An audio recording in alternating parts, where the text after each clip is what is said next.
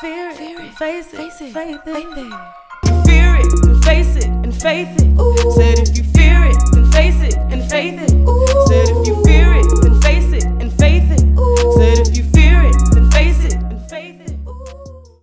I have the pleasure of sitting down and having a one-on-one conversation with Steezo. Now, if you don't know who Steezo is, I suggest you Google her, but I'm going to tell you a little bit about her. She is a groundbreaking music artist. She has $1 million brand, but most of all, Steezo's light shines so bright. The way she loves the Lord and her faith walk is something that I truly admire. So I'm so excited to sit down and have this conversation with Steezo. Join us. Fear it, face it, faith it. Fear it and face it and faith it. Ooh. Said if you fear it. Steezo. Well, first of all, I'm so honored to be interviewing you. You know how I feel, man. For real, for real. You are the Onyx to me, so, you know. Well, you are the Steezo to me. The one and only, baby. Now, we can have a conversation about so many things. I know that a lot of people know who you are, but I often wonder, do they know your heart, your spirituality, and how you really love to empower people? So we're going to talk a little bit about your successes, but that's where I really want to focus on. Yeah. So first, my first question, being in the music industry, being successful in the music industry, what has that journey been like for you? It's been a fun journey. Yeah. It's been fun. It's been challenging, but I started learning to look at things a little differently, you know? Like every challenge became something that built me. It helped me grow. I feel like I got treated a little unfairly because of my sexuality. But I don't know. Things have been good. Yeah, things have been good. But fun, good, hard, and rewarding. Absolutely. When you talk about possibly treated unfairly because of your sexuality, one of the things that I admired about you is you never led with that. You are you. Yeah. But have you felt that you've had to compromise your sound and your voice throughout this process? So I did at one point. I got really, really, really high up and still high up. But I got to a place where, you know, labels were demanding things from me and they wanted me to sound more feminine, give more something. And it wasn't the right something. And I had to figure that out on my own. I had to figure that out, like, because I was giving into it. Right. I was giving into it. I thought that, like, you get to a point where it's like you want to make it so bad that you're willing to compromise parts of yourself, you know, just to actually reach that goal finally. And it's just not worth having if you weren't true. Right. You know? And I appreciate you saying that because from the outside looking in, people can be so cruel and say things like sell out or, you know, you're not being real. But people who are in the industry, even people in our audience, like, this is something you're going to have to face. I have had to face it. You've had to face it. In entertainment, you're challenged to make those decisions, and it's okay to course correct. What was the thing that made you decide, I have to course correct? Wow. So I got offered a really terrible deal after doing all these changes. I was in a lace front. I would never wear a lace front. I would never, ever. Like, I would never. Nothing against lace fronts. They're beautiful on the right people. But I looked myself in the mirror. And at first, I was doing things they kind of played with my head a tad. They would say, like, you're afraid of your feminine side. You're afraid of your feminine side. You know, I'm Steezo. I'm not scared of anything. Like, how can I be scared of my feminine side? So I would, you know, do these things. And I found myself looking at myself in the mirror. You know, they would direct me to, you know, open my legs a little more, lean back and soften and there's nothing wrong with that. But in that very moment, I looked at myself and it brought tears to my eyes. And I had all these men directing me to be a different kind of woman. And I'm like, there's different types of women. And like, I'm very feminine. I think look at my knee. I just crossed it. Like, look at my hands, you know? But yeah, they tried to change me a lot, and I I just knew, like you said, that Yeah. self-correcting, like you can't deny, you can lie to everybody else, you can't lie to yourself. You can't. You Yeah. can't. I think it's profound when you said a different kind of woman, because we're taught so often that the type of woman that we are is wrong if it doesn't fall in line with whatever is in that But they want moment. you to be in that moment, yeah. Yeah. And then another thing, being surrounded by men. How does it feel to be in an industry still in 2022 where, forget sexuality or gender identity, you know, men still are making decisions about what women should be and feel and sound like? Yeah. And it's like, I don't understand it, and I don't understand the pushback. It seems like the more women try to stand up and have voices, they're always like trampled down. Yeah. And so that becomes part of the fight. Like you were saying, like how I don't lead with sexuality. I don't lead with sexuality because this is one thing. Being a black woman, being a woman is so hard. It's so hard. It is. And it's like, there are some great stories, some great voices, but the ones that they push to the forefront are, you know, the ones who are, you can't say anything other than the HOE mentality, you know, the strip club mentality. That's the woman that they want because I think it's more beneficial to them. It still oddly highlights, it's misogynistic in a way, you know. But I don't know. I don't know what that is, but I've realized that we have to like take a stand. Absolutely. For black women. Yeah, and sometimes taking a stand means not progressing as quickly as you want to, but the wisdom in knowing that, you know, your successes are coming, and sometimes it's a bigger fight. When you said, I'm a black woman, I'm a woman, I love that because sometimes I look at women, you know, non-melanated women, and I look at them and I'm like, you're going through some of the things that I have to go through just as a woman. You know, imagine adding on top of it all of that. You know, I know it's we were speaking earlier about how similar music and film is, and it's just really eye-opening when you're in the industry. Like when you go from indie to industry. And you see, man, what was that jump like for you going from indie to industry? Man, it was a lot of waiting, but it was, I don't know, it's like it opened my nose. Opened my nose. I was exposed to so much and so fast. It moves so fast. It's funny because if you don't like take the time to collect what's actually going on around you, you can miss a lot. You can miss a lot, and I've just seen it, man. You could just miss a lot, and it's funny because I'm still a little indie.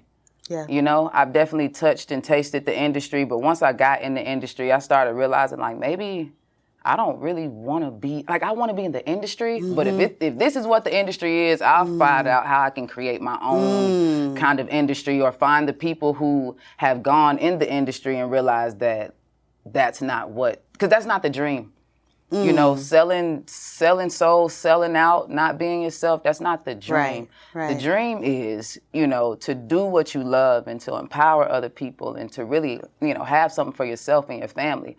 That's industry. Absolutely. This other thing, I don't know what it is, and it's a monster, and you know, you can you know tuck your tail and do what's expected, or you can find another way. Yeah, I love that about you because you absolutely can be everything that your heart desires in the sense of the industry. You know, but you still are thinking about the global effect and the spiritual effect that it will have on you and your family. And so I want to talk about that. It seems like it could be easy to kind of lose your soul, for lack of a better word, when you're constantly doing things to please others. How do you stay rooted in your spirituality and faith? I stay rooted in my spirituality and faith because I'm very spiritual. I love God. I was on my knees praying, thanking this morning. Like Yes. I do it daily. Yes.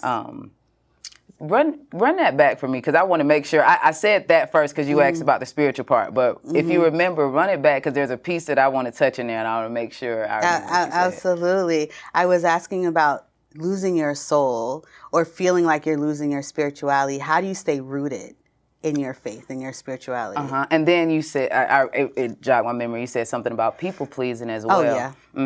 So in doing that, like, I kind of do what I feel is right, and I like keep my faith and things aligned, but I do what I feel is right. I don't follow the trends of the people. I give them what I know is needed.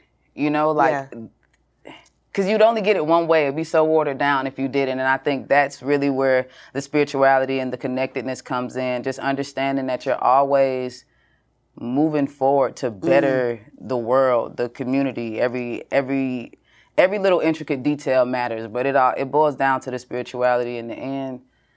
But ultimately, I do what I want. Yeah. That's what I'm getting at. I do what I want. It's funny because you're like, I don't follow trends, but you have become the trend.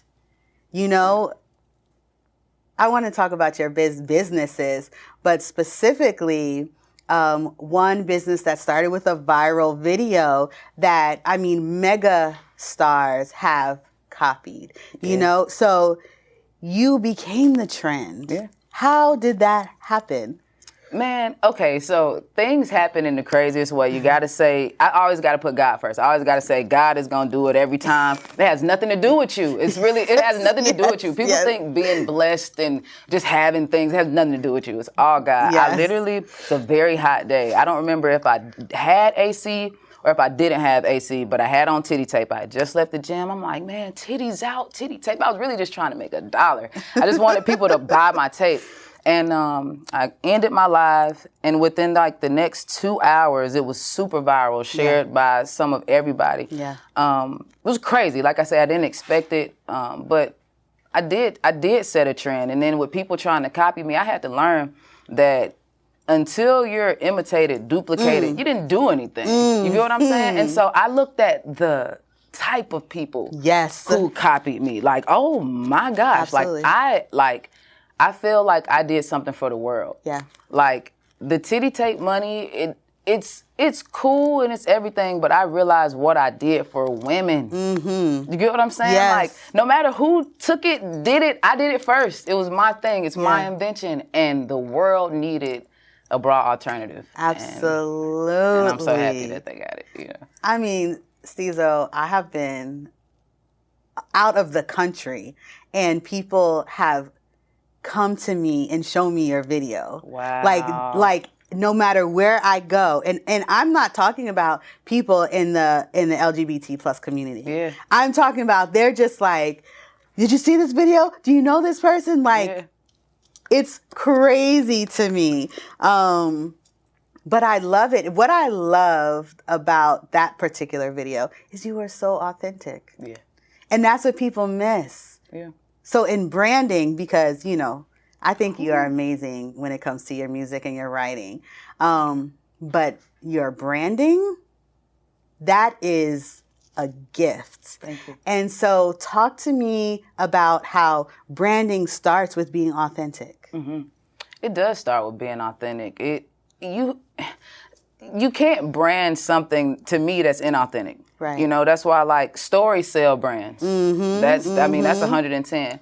And a secret that people don't know about me, so we said it was a gift and you hit it right on the head. My gift, genuinely, is branding. I love branding. I love it. I love it. I love it. I'm not gonna lie. I love it as much as music. Yeah. And, you know, amongst other things. It's a really cool thing. And it's all about helping your story reach the world. Whatever you're trying to convey, that's why authenticity sells. You know, genuinely, every stud in the world wants to walk around with their shirt off and not, you know, somebody say, yo, put your titties up. You know, that's what we want. It's actually like the missing piece. And so I got bind tape, tuck tape, titty tape. Let me say that. So titty tape is more feminine. It's for a lift. Those are my ladies. Any lady can wear that. Bind tape is specifically for trans men and studs. And that's where my story comes in. I'm always so moved seeing studs put it on and get that sense of freedom.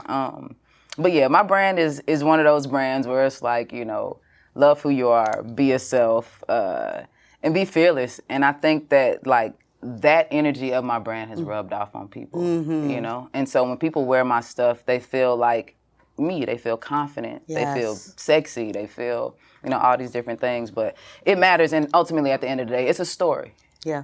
And story, if you want to sell anything, you have to tell a story. Yeah. And if it's an authentic story, then you're going to get a tribe, a real tribe. Yeah. Take me to a moment where you felt like this wasn't going to work, this dream of yours. Take me to that time and tell me how you got past it. I will do. Okay, so toughest time, and it's funny, I use this story on a day-to-day basis. People come to me with their problems, I give them this every time. So I was on the floor of a hotel bathroom. My wife and I had gotten into it really bad with my family. I'm very close with my mom. I would have lived with my mom until I was 84 and wouldn't have cared, right? But I got into it with my stepfather, and we had to move out immediately. I called one of my friends. She's a Forbes millionaire. She's an audiologist. Her name is Elena Joseph Ford, and she's amazing, man. I called her. I didn't know who else to call. I didn't know who to call, so I called her, and she told me to watch something. It's called Crazy Faith by Mike Todd. Mm-hmm. And I had just lost every piece of faith in me, and I didn't even know that my faith was gone. And I watched this video. Shout out to Mike Todd, man. You literally and Lena, you guys literally saved my life. I just didn't know where to go or what to do, and my faith was fully restored. It was just like an empty cup, instantly full. I felt like I instantly knew what to do. And from there, man, like can I keep going? I would keep going. Please. I slept in a car with my wife I ran out of money for hotels. We slept in a car for like 2 months. Wow. And this time, man, we just prayed and we just continued to smile. We would wake up every morning in the car and like take a selfie, you know, just to say like, you know, we still gonna be happy through this, you know? And I literally went from that to a luxury high-rise apartment in Atlanta. I don't even know how I got approved, guys. I don't know why they approved me, but they did. Right. And I'm living in the most beautiful home. Everything seems like it from that moment on the floor, it just seemed like everything like flipped. It was like I like made it to the other side of things because my faith was restored, and No, that is powerful. And you know, I'm emotional and a crybaby all the time. Me too. So I'm just like, because from a personal standpoint, you know, you and your wife, you guys are, you know, so close to me in regards to really constantly rooting for you guys. And so to know that you had to experience that, it hurts. But then to know that you had to experience that is such a celebration, you know, because you have to go through those times to really understand the power of God, you know, because he will open the doors. He will get you approved, no, you for know? real, because it don't make sense to this day, but I'm in there, man. Man, and then mentioning Crazy Faith. So I read Michael Todd's book. Oh, wow. And I read it with my fiance because we were starting a new relationship, and I was just really had some trauma around love. Yeah. And so together, every night, we would read and we would talk. And that's when I realized, wow, I can have faith in career. I can have faith. You know, I'm a go-getter. Yeah. But in my personal life, if that faith doesn't match it, then I'm not being whole. Yeah. So I think when people tell their stories, when they write, when they do music, when they post, we never know who it's going to affect. Yeah. Michael Todd helped to save you and restore your faith, and your friend, you know, that matters. How are you that to other people? Man, well, one, I always make myself open to my friends, to my fans. I always try to be a safe space, you know, because it's like, to the world, I've always been like together Steezo. Yeah. And so people can look together on the outside. Everything can look okay, and they can literally be breaking down on the inside. Yeah. And I know I've trained my eye to see it. I've trained my eye to see it. And so, like, you know, my wife also had to adjust to that because I can see somebody out and I'm like, hey, you're beautiful.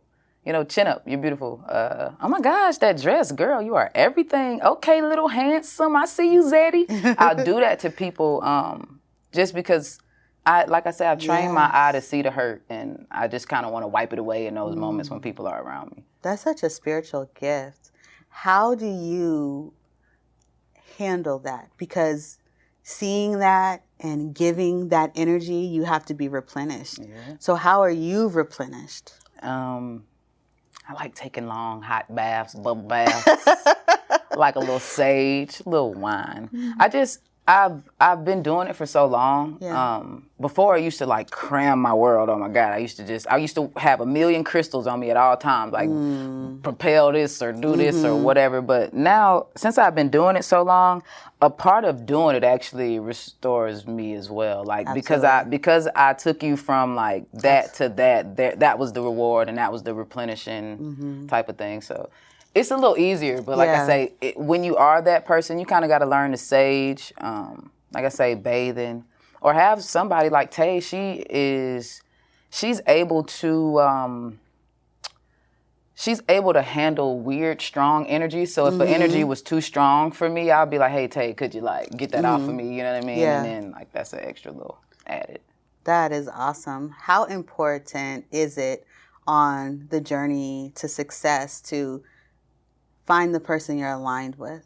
Man, it's super important, but it can also be hard. And I've learned that balance as well. Like as an artist, and then, you know, being cute or whatever, like I'm not supposed to be in a relationship. Right. Everybody wants to be able to have access to me, date me. And I used to think that I could go a lot further in my career if I was single, right?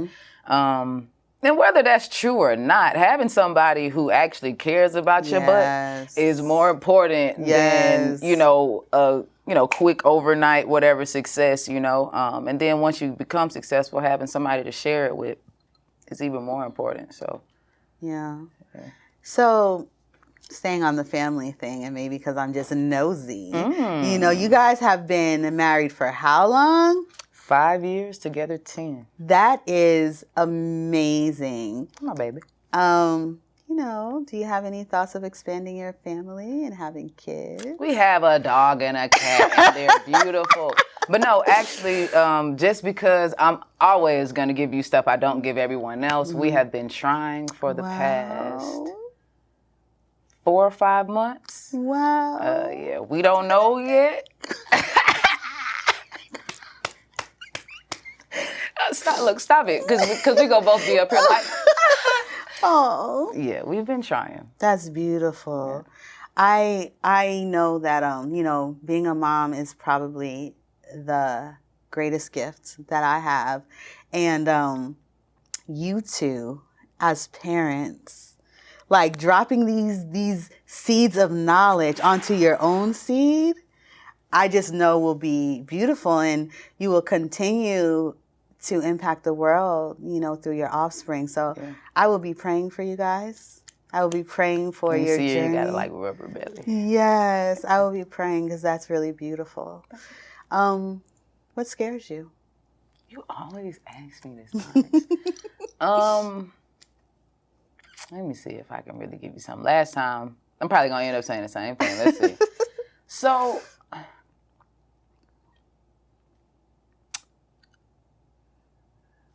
Unfulfilled legacy. That's huge. That terrifies me. Yeah. I think that terrifies everyone, but nobody wants to say it. Right. And so I'm finally saying it. Okay, cute, right? But like, I'm working so hard to make sure anybody like me or who can relate to me has a voice. And I want people to be like free and happy, and it almost feels like a, you know, Martin Luther King type of thing. Like I always tell my mom, like, this is a civil rights movement, you know. It's true though. It is. Yeah. It is. And like sometimes people don't understand, you know, the community, but a lot of people will understand me. Yes. And so I'm always just working to make sure that I do it for everybody and myself. Yeah, it seems like God positioned you to be in spaces and places and tables where you can be just a healthy representation of what being free looks like. Yeah. But does that ever feel like a burden to you? Mm-hmm. It slowed me down for a while. Yeah. I used to go live every day and used to, you know, put myself out there a lot more. But as my audience grew, the people that I attracted scared me a little bit. Yeah. Because I didn't attract, like, I just say it, I attracted politicians and, you know, billionaires. And I attracted people who I couldn't even understand why they would like somebody like me, you know, tattooed face. I do have a, you know, cool, smooth east sideness about me. And I just didn't really understand it. But then I didn't want to lose them either. Right. And so I got quiet. But and I didn't know how to please, you know, the people who really knew me and then the new people that I was gaining. So I kind of shut down a little bit. But then I realized that all of them liked me for the exact same reason. Which is what? My authenticity. Absolutely. Because everybody wants to be free. You'd be surprised how many people want to throw a tattoo on their face right here, you know? Yes. Or have a grill. You know what I'm saying? Yes. It's a thing. Yes. I just love how it just always comes back to that. Yeah. Because if there's anything that I would love for the audience to know is who you are is okay. Yeah. It is more than okay. Yeah. Like you're divinely created. Yeah. You know? So when you walk in that and you are authentic, God is going to give you everything that your heart desires. Have you come across any issues being so spiritual and then also being out and proud? Has anyone like had an issue with that? Nah, I'm not the type of person you want to throw like, you know, you don't want to Bible bang me because I'm going to say this live. King James was gay, okay? The guy who wrote the Bible was gay. You get what I'm saying? Bible's been written a million times, you know what I'm saying? But he was gay. So when people bring that, you know, crap to me, it's like, okay, well, let me tell you this, okay? Like, because sometimes it gets real contradictory. It does. And as long as you're able to, like, meet them where they are with, you know, truth by the way it feels. You know what I'm saying? And so, no, for real. Say that again, Steezo. You know truth by the way it feels. Yes. So there have been people, I've done interviews, Onyx, and we broke down these concepts 100 times over. They will never post the interview. Wow. Yeah, because there's, like, ignorance is bliss. Right. A lot of people don't want to know. Right. You know, like, if somebody's around me for, you know, a day, let's just say a day, you can see the God in it. You can see it. You can see it. And so, like, no. They don't, people kind of know, like I say, not to come at me with that. Because, again, like, I'm really about God. Like, everything I have is because of God. Can I tell you one more story? Yes, please. Okay, so shout out to Beyonce. You know what I'm saying? Beyonce. Okay, I got to say it. Okay, check this out. So they're about to come in my house and do this like MTV Cribs type of thing, right? And so I'm like, yo, I need a TV in my bedroom, all right? Beyonce drops her song. Like, how does this have anything to do with Beyonce, right? Beyonce drops Break My Soul right on time. I danced all day. I was joyous. I was uplifted. I felt amazing listening to this song. You Won't Break My Soul. I needed it, right? My next door neighbor knocks on my door, tells me he's moving out. He has a whole bunch of stuff. I go in there. He gives me a 65-inch smart TV. It's the biggest TV. It's the smartest TV. It's beautiful. And he walked it into my house for free. And it's like, at this point, you don't even have to, you just have to be a good person, want it, believe you deserve it and Absolutely. can have it. Like, I was willing Absolutely. to, I guess, save some money to get a super big TV. I don't know. I didn't know what I was going to do. But I got one for free $99, and it was all off of good energy, faith. Man, I don't know, faith. Yeah, Faith will get you everything, man. Absolutely. Everything. And you don't have to figure out.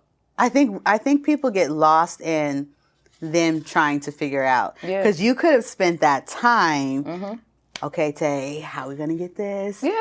But instead, you spent it praising and worshiping and praying and celebrating through dance, and look what happened. Just walked in my door. That is amazing. Yeah. But you are filled with so many stories like that. Yeah. My whole life is that, honestly, for real. And I think that's beautiful. People need to hear it so they know that, you're a reflection of them and they're a reflection of you. Yeah. And you can't, and to say that, people hate a lot.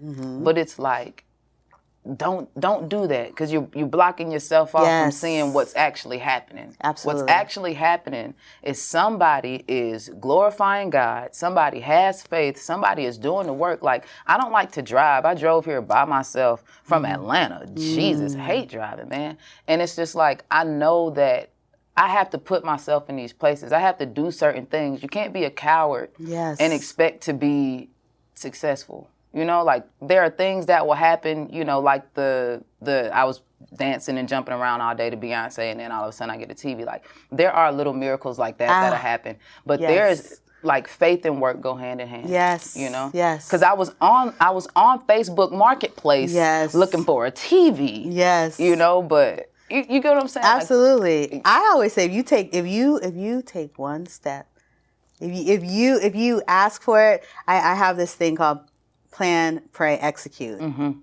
It's a book. You can get it on Amazon. Say that. But plan, pray, execute. Because you can plan, but you got to keep God in the middle. Yeah. While you're executing. And I feel like if you take one step, God is going to pull you the rest of the way. Man. And it'll be in a whole nother direction. Yeah. Something you never even really saw. And there it is. Yeah. And there it is. So one of the things that I stand by, which is like the premise of the show, is fear it, face it, faith it. It's okay to fear it, but you have to face it and then faith it all the way through. When you feel like you don't have the strength to push, you don't have enough faith power in you, where do you get it from? I think about my mom.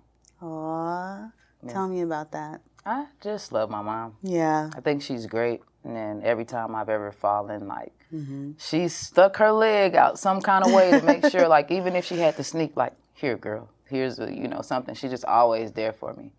And so when I feel like I can't do it, I'm reminded that I should do it, because my mom has believed in me all these years and put, everything she can into me. And I'll say my wife too, I have brought her along this journey. And she's been so kind and loving and patient. She beat herself up for not being here today. And I just feel like, I don't know, I feel like I owe them everything, and then to my fans and then, my friends and people who care. At the end of the day, I just get up when I'm not doing it for myself. And often I don't do it for myself. I'm very selfless. But when all gets down to the wall, I'm doing it because of the people that I love. So love ultimately keeps me. Because love is the ultimate. It's the opposite of fear. Yeah. Come on. I had two people in one day tell me, fear is the lowest vibration and love is the highest. Yeah. And I took that with all of my being, because it's true. Everything boils down to love. Yeah. When we're talking about God, when we're talking about spirituality, we're talking about love. Yeah.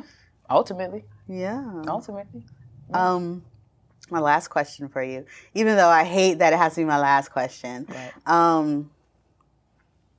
So a young person, not even young, let me scratch that, because there are older people who are in boxes and cages right now. Yeah. But for someone who's ready to be free, ready to live their authentic self, what advice do you have for them? Go somewhere quiet, talk to God, and then just start stripping away, or actually ask them to remove everything that isn't for you, it doesn't make sense. But then, you know, you go about starting to kind of like pay attention and strip things that don't make sense or that aren't you away, you know? And then don't worry about what somebody else is gonna say about who you are, what you do. Like, everybody is their individual self. Nobody can tell you how to be a great you. Nobody can tell you how to look like you. You know, there are things about me people don't understand, and, you know, they may never understand it, but I do. And I'll continue to, you know, speak about who I am and love who I am and make sure that I'm a voice for people who enjoy the same thing. Like you say, tribe. But yeah, I don't know. I don't care. That's my biggest thing, and I can say it a million times. I don't care, because this is between me and God. It's not between me and anybody else, and that's the advice to any and everybody. Like, it's between you and God. Everything you want in your life, you can have it. It's between you and God. Pray, eat as best as you can. You know, try to get some exercise, get some sleep, brush your teeth. You get what I'm saying? Like, just life is going to continue to go, but just know that it's between you and God. Take a day at a time. Absolutely. And as we begin to close, I just want to point out something that I think is really important. When you say don't care about what anyone else thinks, and you give that tidbit that it's between you and God, I think that's a gap that people miss. You know, people say, it doesn't matter what anyone thinks, you know, but adding that between you and God gives you the security, the foundation, the stability, those moments where people come at you, because it will happen. And so it's not enough to just say, don't care, but between you and God. Yeah, because I think it's immature to say you don't care. I mean, I think you do. Everyone cares a little bit, and certain people you care more about what they think. But like, when it's between you and God, you're able to explain it better, convey it better, you're able to walk in it better, because it's God driven, and once you get in that, you understand that, and that's how you move. You know, Once you get into it, there's no turning back. And I just want to encourage whoever is watching, work on getting into it, because when you are God, the hardest part is accepting that.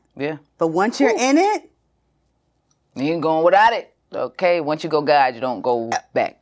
Y'all know how the sayings work. I love that saying. Did you just like... Yep. The brander. Once you go God, you never go back. Yeah, no, you don't. You just don't. That is amazing. That's true.